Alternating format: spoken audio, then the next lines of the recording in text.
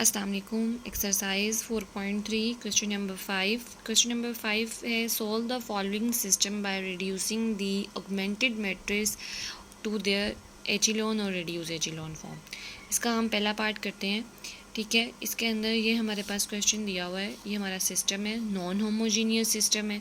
हमने सबसे पहले इसका ऑगमेंटेड मैट्रिक्स बनाना है, देन हमने इसको एचिलॉन, ठीक है, एचिलॉन और रेड्यूस एचिलॉन फॉर्म के अंदर हमने कन्वर्ट करना था। तो सबसे पहले हमने अपने क्वेश्चन को लिख लिया है। हमारा सबसे पहला स्टेप क्या होता है कि हमने मैट्रिक्स फॉर्म बनानी है। मैंने एक कोफिशिएंट मैट्रिक्स ए बनाया है। ठीक है, ये आपका कोफिशिएंट मैट्रिक्स होगा, और एक्स हमने जो बनाया ये हमारा वेरिएबल मैट्रिक्स है, और जो बी बनाया वो हमारा कॉन्स्टेंट वेक्टर है।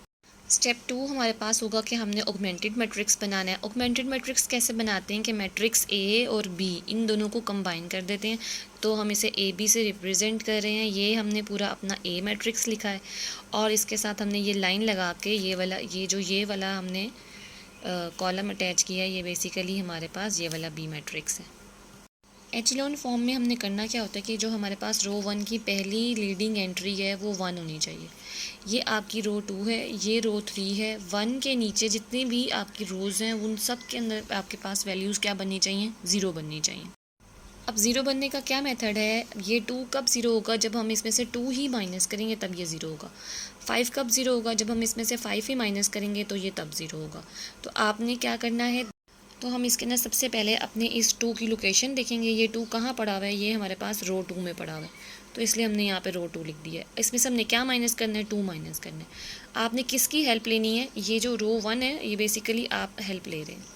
ठीक है, इसी तरह से 5 आपने इसको 0 बनाना है। ये कहाँ पड़ा हुआ है? रो 3 में पड़ा हुआ है।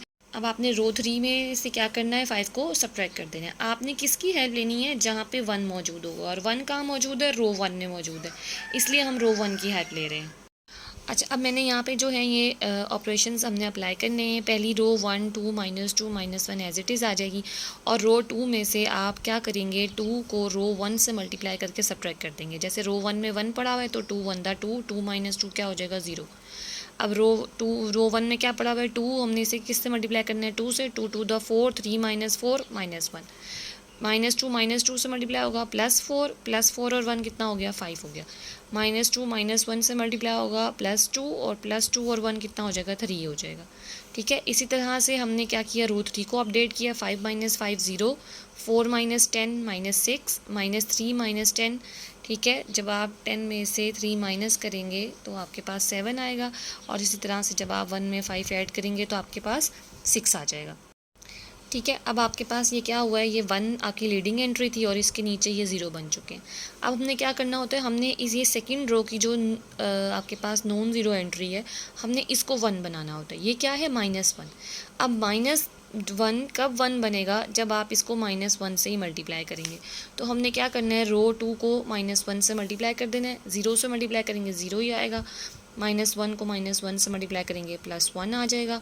5 को -1 से मल्टीप्लाई करेंगे -5 आएगा, और 3 को -1 से मल्टीप्लाई करेंगे -3 आएगा। बाकी आपने रो 1 के अंदर कोई चेंजिंग नहीं करनी, रो 3 के अंदर कोई चेंजिंग नहीं करनी, ये एज इट इज़ आ जाएंगे। ठीक है, अब हमने क्या करना होता है? एचिलॉन फॉर्म बेसिकली क्या होती है कि हमने अपनी लोअर ट्रायंगल 0 बनानी होती है। तो हमारे पास ये 2 0 बन चुके हैं। अब हमारा टारगेट है हमने इस 6 को 0 बनाना है। अब ये -6 कब 0 होगा? जब हम इसमें 6 ही ऐड करेंगे। तो ये -6 कहाँ पड़ा हुआ है? रो 3 में पड़ा हुआ है। तो पहले आपके पास वो वाली रो आएगी जिसमें आपने काम करना है। -6 में क्या ऐड करेंगे तो आपके पास 0 होगा? 6 ऐड करने से होगा, तो मैंने यहाँ +6 कर दिया।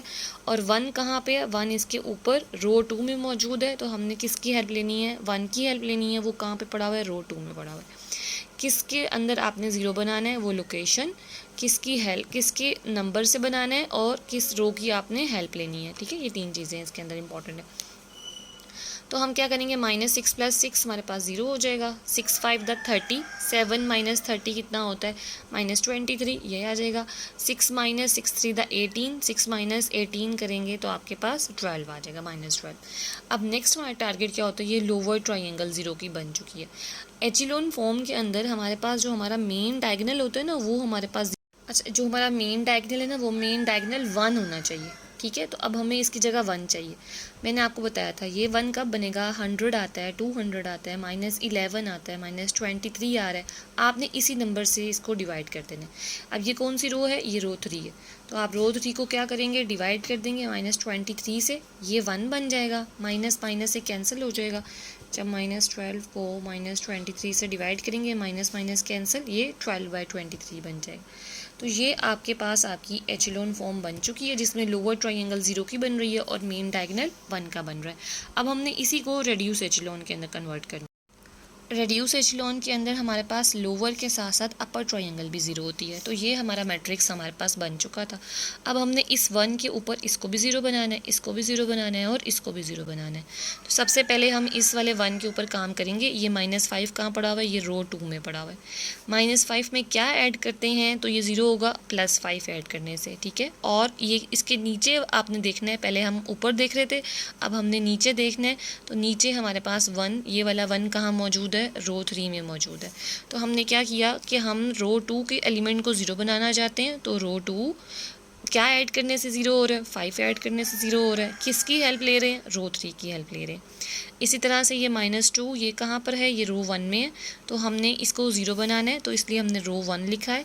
-2 में क्या ऐड करने से 0 होता है, 2 ऐड करने से 0 होता है। और ये इसके नीचे 1 कहाँ पड़ा हुआ है, रो 3 में पड़ा हुआ है, तो हमने यहाँ रो 3 लिख दिया, ठीक है। तो देखिए आपको पता है जब 2 को 0 से मल्टीप्लाई करेंगे तो वो 0 ही आएगा। तो 2 में 0 ऐड करेंगे 2, -2 + 2 0, -1 + 2 को 12 से मल्टीप्लाई करेंगे 24, और ये -23 एलसीएम ले लेंगे, तो ये आपके पास बनता है -1 + 24/23। एलसीएम लेंगे तो -23 + 24/23 ये बन जाएगा +1/23। देखिए यहाँ पे 1/23 लिखा हुआ है जी। ये 0 है, ये 0 है, ये 1 है, ये रो 3 एज इट इज़ आ जाएगी।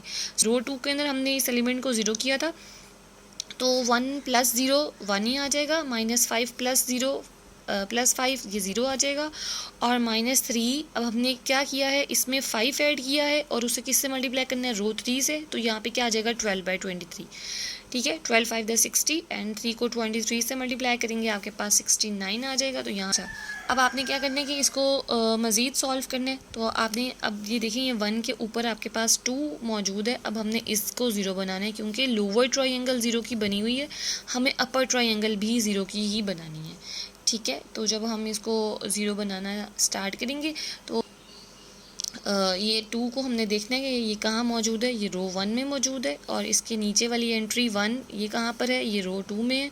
तो हमने रो 1 के अंदर 2 में क्या ऐड करेंगे तो 0 होगा, -2, और हम किसकी हेल्प ले रहे हैं, हम रो 2 की हेल्प ले रहे हैं।